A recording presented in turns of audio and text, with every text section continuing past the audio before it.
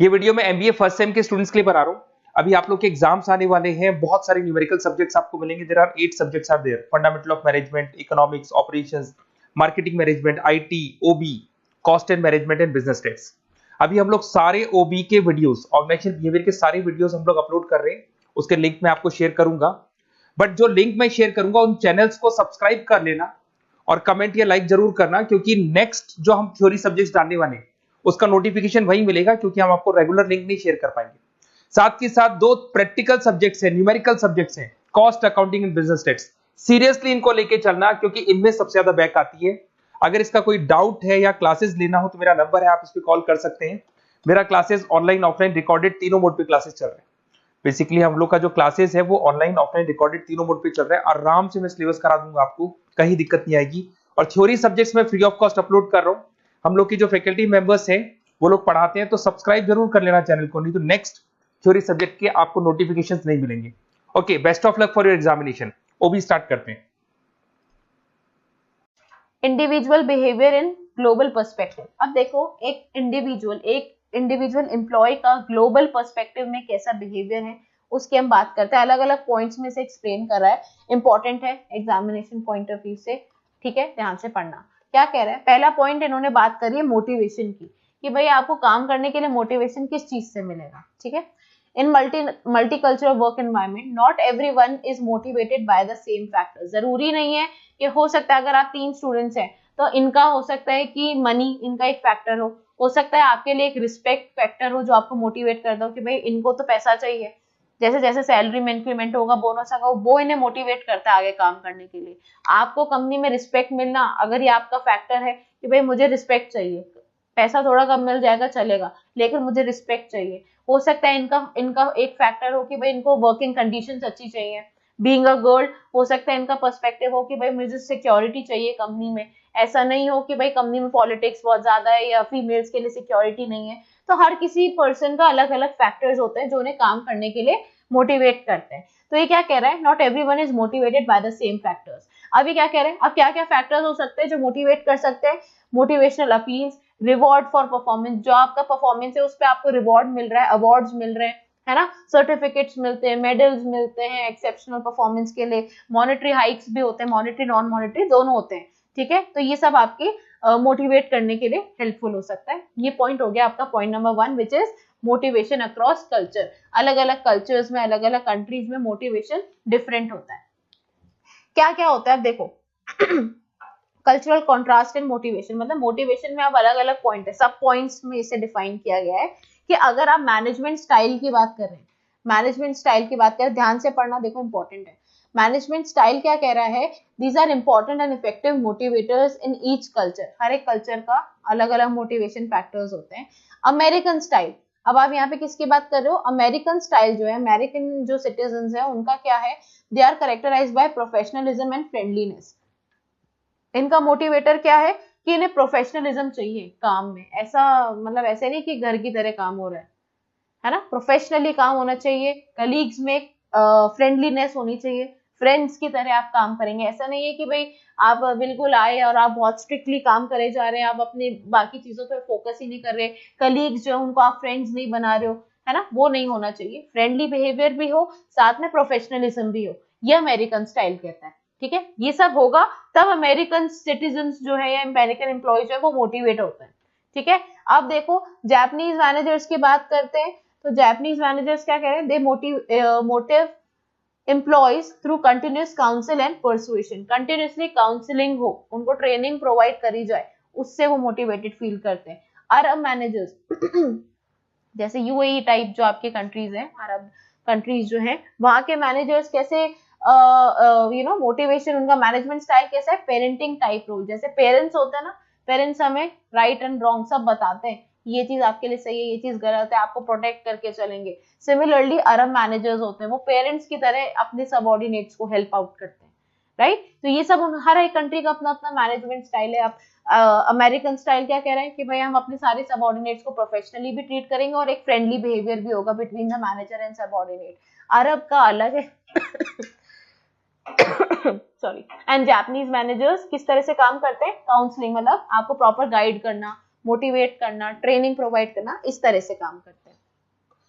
Second point, अब आप MNC की बात कर रहे हैं, यहाँ पे ये ध्यान रखिएगा, इंडिविजुअल पर्सपेक्टिव एमएनसी में क्या होता है। अब आप सेकेंड पॉइंट कंट्रोल की बात कर रहे हैं, तो देखो American feel good about being independent, उन्हें कंट्रोल पसंद नहीं है कि कोई और जना उन्हें कंट्रोल करे। अगर मैं आपसे कह रही हूँ कि नहीं इतने बजे आना है, इतने बजे जाना है, इससे पहले ये नहीं होना चाहिए, इससे पहले, वो चीज अमेरिकन में नहीं चलती है, ये उनका मोटिवेशन फैक्टर नहीं होता है, उन्हें इंडिपेंडेंटली काम करना पसंद है, अपने तरह से वो काम करते हैं, ठीक है। Japanese motivation comes through group harmony, मैंने आपसे कहा था जापान के जो एम्प्लॉयज होते हैं वो ग्रुप हार्मनी में, ग्रुपिज्म में बिलीव करते हैं। Whereas Arab managers strives for control of others through a parenting relationship, ये जो अरब मैनेजर्स जो है इन्हें कंट्रोल में कैसा पसंद है, किस तरह से पसंद है, पेरेंटिंग स्टाइल पसंद है, कि पेरेंट्स की तरह कंट्रोल करना पसंद है अपने सबऑर्डिनेट्स को, कि वो अपना भाई प्रॉपर गाइडेंस देंगे कि ये चीज आप कर सकते हैं, ये चीज नहीं कर सकते, इस तरह से वो अपने सबऑर्डिनेट्स को गाइड करते हैं। थर्ड आ जाता है आपका इमोशनल अपील, अब थोड़ा इमोशनल एस्पेक्ट की हम यहाँ बात कर रहे हैं। So American respond to available opportunities, practically चीजों को डील करते हैं, अपॉर्चुनिटीज को ग्रैब करने पे बिलीव करते हैं, ठीक है। सेंटिमेंट्स बहुत ज्यादा अमेरिकन में नहीं होते हैं। Japanese are motivated by reputation and company success, company की सक्सेस एंड रेपुटेशन पे जो है वो जापानीज बिलीव करते हैं कि भाई अगर कंपनी सक्सेसफुल है, कंपनी ने अच्छा प्रॉफिट अर्न किया, so these guys are motivated, है ना। उन्हें ऐसा नहीं है कि भाई मेरे को ही पैसा चाहिए, अगर मैंने काम किया तो सारा जो you know what do you से, जो नाम है, जो फेम है, जो रेपुटेशन है, जो रिस्पेक्ट है, वो सिर्फ मुझे ही मिले। अगर कंपनी अच्छा अर्न करे, कंपनी की रेपुटेशन अच्छी है मार्केट में, तो जो जापानीज इंडिविजुअल्स है they also feel motivated, okay. And Arab motivation comes from the appeal to the sense of self within the authority structure. Authority structure जो होता है टॉप मैनेजमेंट मिडिल लोअर, उसमें आप अ सेंस ऑफ सेल्फ, आपको पता होना चाहिए कि आपके अपनी रोल्स एंड रिस्पॉन्सिबिलिटीज क्या हैं, उसके बेसिस पे जो अरब मैनेजर्स हैं वो मोटिवेटेड फील करते हैं। नेक्स्ट पॉइंट आता है आपका रिकॉग्निशन का। रिकॉग्निशन क्या कह रहा है, अमेरिकन वांट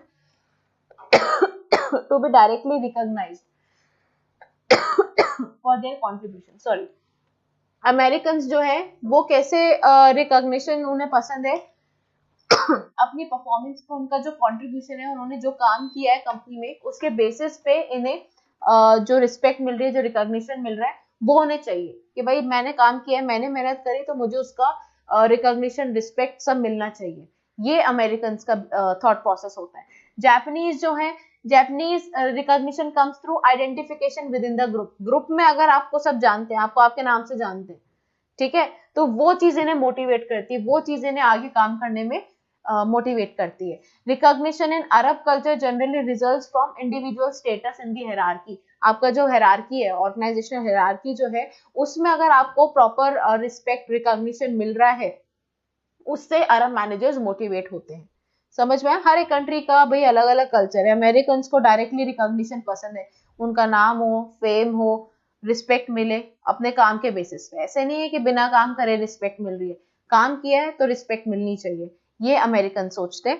जापानीज का कंट्रीब्यूशन रिकॉग्निशन में क्या है कि भाई ये कहते हैं कि हमारे ग्रुप को अगर आइडेंटिफाई किया जा रहा है, हमारे ग्रुप को सब जानते हैं, that means we feel motivated that way, right. And जो आपका रिकॉग्निशन इन अरब कल्चर्स है, वो क्या कह रहा है कि भाई इंडिविजुअल स्टेटस जो है हायरार्की में, वो हमें एज एन इंडिविजुअल हमें पहचाना जाना चाहिए कंपनी में, ये अरब मैनेजर्स का कहना है। when a department reaches its goal, the recognition will first go to the head. Arab culture क्या कह रहा है कि भाई जो अगर आपने अपना गोल्स अचीव किए हैं, अच्छा काम किया है, तो रिकॉग्निशन सबसे पहले हेड को मिलनी चाहिए, जो आपके टीम लीडर है, जो आपके मैनेजर है, हेड को रिकॉग्निशन मिलना चाहिए, उसके बाद धीरे धीरे करके लोअर लेवल पे आएगा। वो चीज अरब कल्चर का कहना है कि भाई अगर कंपनी ने कुछ अच्छा काम किया है, कुछ सक्सेस मिला है, कुछ अच्छा अचीव किया है, तो भाई उसका रिकॉग्निशन सबसे पहले हेड को मिले, हेड के बाद धीरे धीरे करके सबऑर्डिनेट्स को मिलना चाहिए, ये अरब कल्चर कह रहा है। And the last point is about material rewards. तो ये क्या कह रहा है, अमेरिकन को क्या मोटिवेट करता है, मॉनिटरी, पैसा चाहिए उन्हें, मॉनिटरी रिवॉर्ड्स चाहिए, ठीक है, ये अमेरिकन का सोचना है। Japanese are motivated by reward shared among the groups, अगर कुछ रिवॉर्ड मिला है तो पूरे ग्रुप को मिला, भाई काम तो सबने पूरे ग्रुप में किया है ना, तो पूरे ग्रुप को रिवॉर्ड मिलना चाहिए। अगर कुछ बोनस भी मिल रहा है तो बोनस पूरे ग्रुप में डिवाइड होगा हर एक एम्प्लॉय में, ग्रुप में 10 लोग हैं तो 10 के 10 लोग में बोनस डिवाइड होगा। ये जापानीज की थिंकिंग है।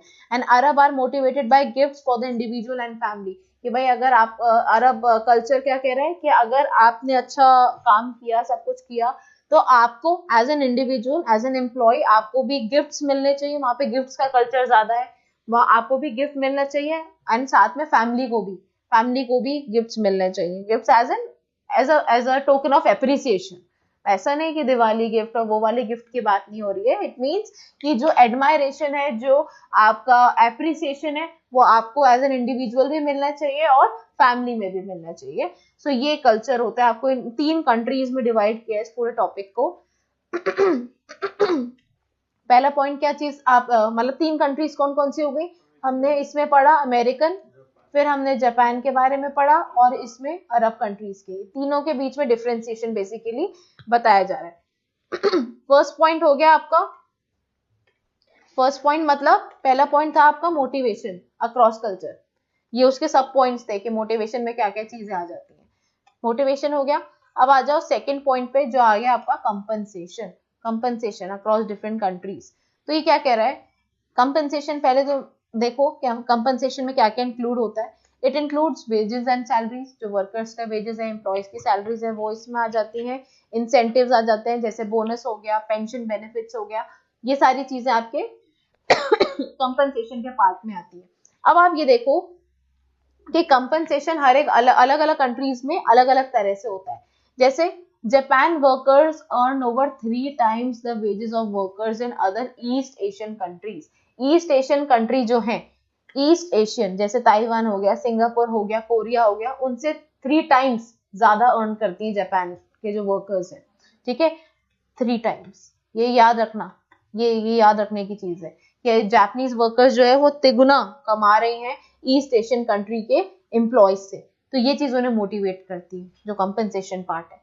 सेकेंड पॉइंट क्या कह रहा है देखो, although not required by law, Korean and Japanese workers expect a significant bonus twice a year. India में बोनस वंस अ ईयर दिया जाता है। एंड जो आपके कोरियन एंड जापानीज है, लॉ नहीं है, ये लॉ नहीं है, लेकिन ये लोग, इनका एक्सपेक्टेशन है कोरियन एंड जापानीज का कि हमें साल में 2 बार बोनस मिलना चाहिए।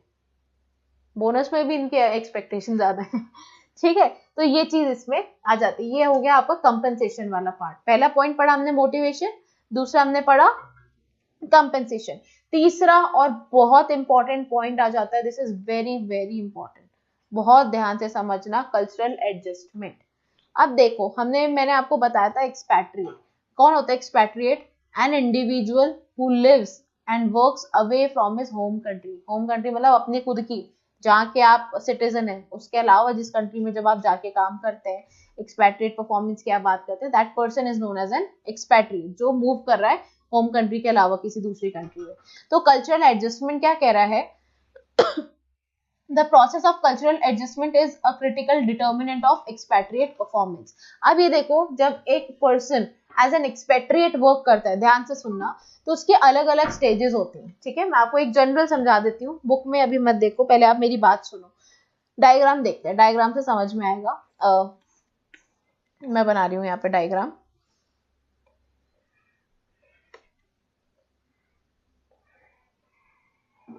ये डायग्राम है, ठीक है, मैं सिर्फ एक्सप्लेन कर रही हूँ, आपको बनाना नहीं है, कुछ नहीं करना है, this just to make you understand कि क्या होता है।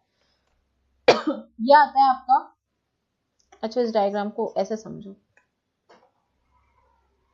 ऐसे बेटर समझ में आएगा। ये होती है आपकी स्टेज नंबर 1, 4 स्टेजेस में डिफाइन होता है। ठीक है, ये होता है आपका P1 मतलब फेज 1। ये होता है जो डाउनफॉल है, this is your phase number 2। फिर ये आपका होता है, दिस इज फेज नंबर 3, और ये आपका जो ग्रोथ वाला फेज है, this is your phase number 4। अब आप समझना कि फेज नंबर 1, जब आप एक फॉरेन कंट्री में जाते हैं तो सबसे पहले आपका हनीमून फेज आता है। What do you mean by honeymoon phase? समझो, ये मतलब जो स्माइल्स आ रही हैं सुनो, फेज 1 क्या होता है? Phase 1 begins with a reaction prior to assignment. The expatriate may experience a range of positive and negative emotions. Honeymoon phase जो होता है क्या होता है इसमें कि जब आप एक फॉरेन कंट्री में जाते हैं तो आप हमेशा एक एक्साइटमेंट भी होता है, डर भी होता है, एंग्शियस भी होते हो, फियर भी होता है कि भाई आप नई कंट्री में जा रहे हैं, कैसे लोग होंगे, कैसा कल्चर होगा, कैसा एनवायरनमेंट होगा, मैं जैसा मुझे मेरी फूड हैबिट्स है वैसा खाना मिलेगा या नहीं मिलेगा, ऑफिस में मैं सेटल हो पाऊंगा या नहीं। पर एक नई कंट्री है तो उसका एक्साइटमेंट भी है, नई जगह पे जाएंगे, ये होगा वो। तो ये होता है आपका हनीमून फेज, जहाँ पे मिक्स्ड इमोशंस होते हैं, right. So this is a phase number 1, जहाँ पे पॉजिटिव एंड नेगेटिव इमोशंस दोनों होते हैं। जैसे आपका एक्साइटमेंट भी है, एंजाइटी भी है, फियर ऑफ अननोन, पता नहीं वहां कैसी चीजें होंगी, वहां का लॉ कैसा है, वहां पे ट्रांसपोर्टेशन की फैसिलिटीज क्या है, सारी चीजों का हमें एक फियर भी होता है। सेंस ऑफ एडवेंचर, एडवेंचरस भी हमें लगता है। तो ये मिक्स्ड इमोशंस जो है ये आपके फेज नंबर 1 हनीमून फेज में आते हैं। फिर there can be an upswing of mood, upswing भी हो सकता है, आप अच्छा भी फील कर सकते हैं, डाउन स्विंग भी हो सकता है, दोनों चीजें इसमें हो सकती हैं। Then the novelty wears off and realities of everyday life in the alien lands begin to unfold। मतलब देखो हो गया यहाँ पे हनीमून फेज फिनिश, ठीक है, जहाँ पे हमारे मिक्स्ड इमोशंस थे, हम एक्साइटेड भी थे, हम नर्वस भी थे, सब कुछ था।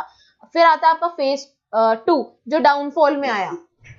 फेज 1 आपका अच्छा था, हमने अच्छा फील किया, फिर हम डाउनफॉल में आए, मतलब अब हो गया, जो एक्साइटमेंट था वो खत्म हो गया, अब हम रूटीन में आ गए।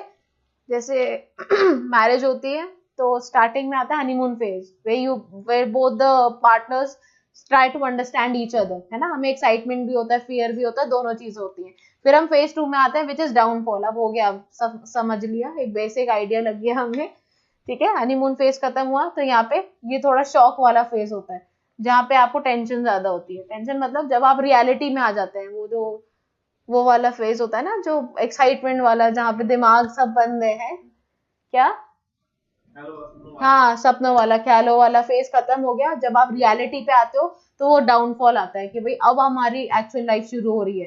तो जब आप जब अपना रूटीन में आ जाते हैं, जब आप फॉरेन कंट्री में घूम लिए, आइडिया लग गया, सब कुछ हो गया, उसके बाद आप रियलिटी में आए, जब आपको ऑफिस में एक्चुअली वर्क करना है, फैमिली आपके साथ नहीं है। कई बार देखो कई कंपनीज फैमिली का भी देती हैं, फैमिलीज को भी अलाउ करती हैं फॉरेन कंट्रीज में अलॉन्ग विद द एम्प्लॉय, कई कंट्रीज नहीं भी करती, सॉरी कई कंपनीज नहीं भी करती है। तो जब अगर आप अपनी फैमिली के साथ नहीं है, आप अकेले जा रहे हैं, तो वहां पे कोई है ही नहीं जिसको आप जानते हो, पहचानने में टाइम लगेगा ना, आपकी फैमिली नहीं है, यू मिस देम, राइट। तो वो वाला फेज भी आता है।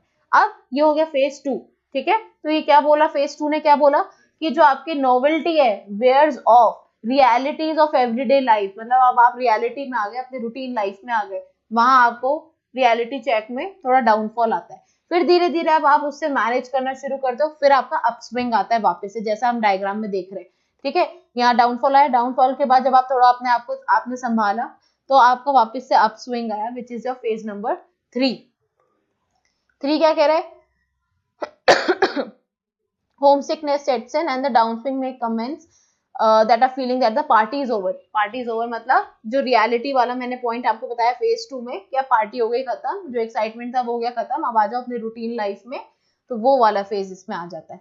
फिर आता है अब आपका नेक्स्ट स्टेज आ जाता है, this can be a critical time, this can be a critical time जो phase 2 था, and how the expatriate copes with the psychological adjustment at this phase has an important outcome in terms of success or failure। ये stage 2 में ही explain किया जा रहा है कि भाई अब यहाँ पे जो एडजस्टमेंट वाला फेज है, साइकोलॉजिकली आप चीजों से डील करते हैं, है ना, आप अपनी फैमिली भी मिस कर रहे हैं, आप अपने कल्चर को भी मिस कर रहे हैं, आप अपनी कंट्री को भी मिस कर रहे हैं, सब कुछ हो रहा है ना। तो वो चीज आपका एडजस्टमेंट में आ जाता है कि वो आपको सक्सेस की तरफ ले जाएगा। कई लोग फेलियर मतलब कि वो वापस भी आ जाते हैं अपने होम कंट्री में कि भाई हम एडजस्ट नहीं हो पा रहे। फॉर एग्जाम्पल इंडिया से अगर आप जापान गए तो जापान में आप अगर एडजस्ट नहीं हो पा रहे तो कई एम्प्लॉयज वापस भी आ जाते हैं, कई एम्प्लॉयज कंटिन्यू भी करते हैं कि भाई धीरे धीरे आप एडजस्ट हो जाओगे उस कंट्री में। तो सक्सेस फेलियर दोनों के चांसेस इसमें होते हैं। अब क्या कह रहे हैं, वंस द अब आ जाओ स्टेज 3 में कि once the individual passes this crisis point, मतलब वो डाउनफॉल वाले पॉइंट से आप आगे बढ़ जाते हैं, he or she comes to terms with the demand of new environment, there is an upswing as a person begins to adjust to the new environment। नए environment में आप adjust हो जाते हैं, वहां पे upswing के chances हो जाते हैं, मतलब अब आप यहाँ पे डाउनफॉल से आप अपस्विंग की तरफ जा रहे हैं, यहाँ से इस साइड में फेज 3 में जा रहे हैं। अब आपका जो एडजस्टमेंट वाला फेज था वो खत्म हो गया, धीरे धीरे आपने चीजों को बैलेंस आउट किया एंड फिर आपने अपना ग्रोथ की तरफ, अपने काम की तरफ ध्यान दिया, तो that is your phase number 3। हो गया, धीरे धीरे सेटल हुए। फिर आपका फेज 4 आ जाता है जहां पे आप ग्रोथ की तरफ फोकस कर रहे हैं, जहां पे आप ग्रोथ की तरफ फोकस कर रहे हैं। ये होता है आपका फोर्थ स्टेज। ठीक है, क्या कह रहा है ये, this levels of over time to what that is described as a healthy recovery. Healthy recovery मतलब यहाँ पे आप रिकवर कर चुके हैं, यहाँ पे आपके कोई भी इमोशनल पॉइंट या फैक्टर आपको परेशान नहीं करेगा, यहाँ पे आप एक्चुअल जिस काम के लिए आप उस कंट्री में गए उस पे आप फोकस करते हैं। that is your healthy recovery. So the bottom of the U-shaped curve is marked by the cultural shock. जो ये cultural shock, ये वाला जो point था ना, नहीं फोर्थ नंबर नहीं, cultural shock आपका सेकंड है, क्या बोल रहे हो, सेकंड वाला जो पॉइंट है ना, ये वाला, ये आपका कल्चरल शॉक वाला पॉइंट है। हाँ, सोचा क्या था नहीं, वो वाला शॉक, ये शॉक वो नहीं है।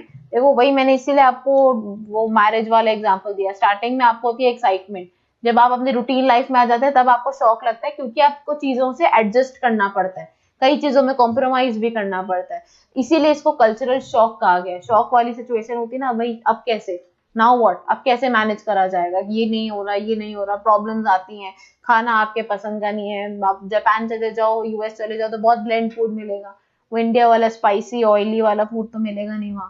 तो ये सारी चीजें होती हैं आपके कल्चरल एडजस्टमेंट में। तो ये एक इसका थर्ड पॉइंट था which was very very important. Am I clear?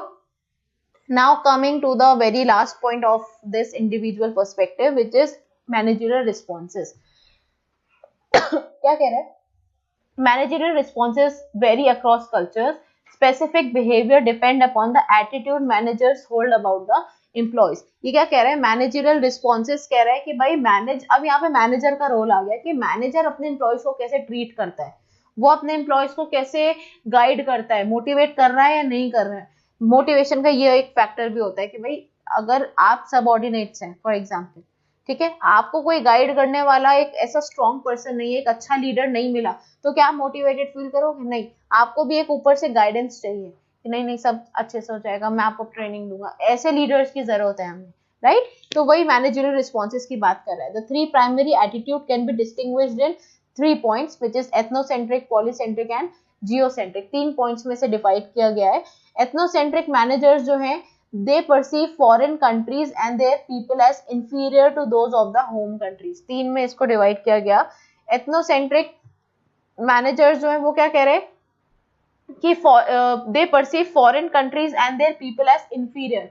Ethnocentric manager कह रहे हैं कि भाई फॉरेन कंट्री के जो एम्प्लॉयज हैं, जो मैनेजर्स हैं, उनका काम करने का तरीका उन्हें बहुत छोटा लगता है। दे फील लाइक कि भाई हमारी कंट्री में जो तरह से काम हो रहा है वही बेस्ट है। मान लो मैं एक इंडियन मैनेजर हूँ, ठीक है, मुझे ये लगता है कि भाई फॉरेन कंट्री चाहे जापान, मैं वापस से वही एग्जांपल देती हूँ, कंफ्यूज मत हो। एबीसी लिमिटेड 4 सब्सिडरीज हैं इनकी अलग अलग कंट्रीज में, इंडिया है, चाइना है, जापान है, यूएस है, ठीक है। तो ये क्या कह रहा है, अगर मैं बीइंग एन इंडियन सिटीजन, तो मैं एथनोसेंट्रिक अगर मैनेजर हूँ तो मैं क्या सोचूंगी कि भाई इंडिया का जो कल्चर है, इंडिया में जो मैनेजरियल रिस्पॉन्सेज है, जो रिस्पॉन्सिबिलिटीज है, जो काम करने का तरीका है वही बेस्ट है। बाकी चाइना, जापान, यूएस में जो कल्चर है, जो काम का करने का तरीका है वो अच्छा नहीं है ना। हमारी कंट्री, हमारी जो होम कंट्री है वो बेस्ट अप्रोच अडॉप्ट करती है। ये होता है एथनोसेंट्रिक मैनेजर का सोचना। These managers believe that the practices of the home country are the best। मेरी कंट्री में जो प्रैक्टिसेस अडॉप्ट हो रही है वो बेस्ट है, ये इनका सोचना होता है। फिर आता है आपका पॉलीसेंट्रिक मैनेजर्स। ये क्या कहते हैं, they see all the countries as different and hard to understand. हर एक कंट्री, अगर आप पॉलीसेंट्रिक मैनेजर हैं तो उनका सोचना क्या है कि भाई हर एक कंट्री अलग तरीके की होती है, सबका काम करने का तरीका, सबकी प्रैक्टिसेस डिफरेंट होती है एंड डिफिकल्ट होती है समझने में, ये उनका पॉइंट ऑफ व्यू होता है। And such managers tend to leave their foreign offices alone, believing that the local managers are most likely to understand their own needs। अपनी नीड्स वो अपने आप समझेंगे, जो उनकी प्रॉब्लम है अपने आप फिक्स करेंगे। ये होता है पॉलीसेंट्रिक मैनेजर्स की अप्रोच, ठीक है। वो सिर्फ इसका पॉइंट है। I tell you, geocentric approach जो होती है, जियोसेंट्रिक ये कहता है कि भाई जो मैनेजर्स जियोसेंट्रिक पे काम करते हैं वो हर एक कंट्री के साथ एडजस्ट हो जाते हैं, ठीक है, उनमें ये नहीं है कि भाई हमारी होम कंट्री जो है उसकी प्रैक्टिसेस अच्छी हैं या जो फॉरेन कंट्री है उनकी प्रैक्टिसेस अच्छी हैं। जियोसेंट्रिक का कहना ये है कि भाई आप किसी भी कंट्री, किसी भी एम्प्लॉयज के साथ काम करें, सब मिलके, सब कंट्रीज बेस्ट है, सबके प्रैक्टिसेस बेस्ट है, साथ मिलके काम करते हैं। सॉरी, एडजस्टमेंट में, हाँ, सबके साथ मिलके, यस, राइट। तो वो होता है मैनेजरियल रिस्पॉन्सेज। तो इन्होंने मैनेजर्स को बेसिकली 3 कैटेगरीज में डिवाइड कर दिया, ethnocentric, polycentric and geocentric, right. तो ये आपका टॉपिक मेजरली 4 पॉइंट्स में डिवाइड होता है। पहला पॉइंट क्या बोलता है आपका, ये देखो, इंडिविजुअल बिहेवियर। पहला पॉइंट बोलता है मोटिवेशन अक्रॉस कल्चर। पहले हमने मोटिवेशन की बात करी है। मोटिवेशन अलग अलग फैक्टर्स हो गए, मैनेजमेंट स्टाइल हमने पढ़ा, फिर हमने कंट्रोल पढ़ा कि भाई किस कंट्री में कंट्रोलिंग ज्यादा होती है, कंट्रोलिंग कम होती है। इमोशनली देखा हमने, कौन से कंट्री में प्रैक्टिकली सोचा जाता है, कहाँ इमोशनली सोचते हैं। रिकॉग्निशन, मटेरियल रिवॉर्ड्स की बात करें। This was your point number 1, motivation across cultures. Second point आया कंपनसेशन अक्रॉस कल्चर्स, ठीक है, कंफ्यूज मत होना, ये सब पॉइंट्स हैं। थर्ड पॉइंट आया cultural adjustment, and the fourth point was your managerial responses. Is it clear? So this was the individual perspective of your this thing.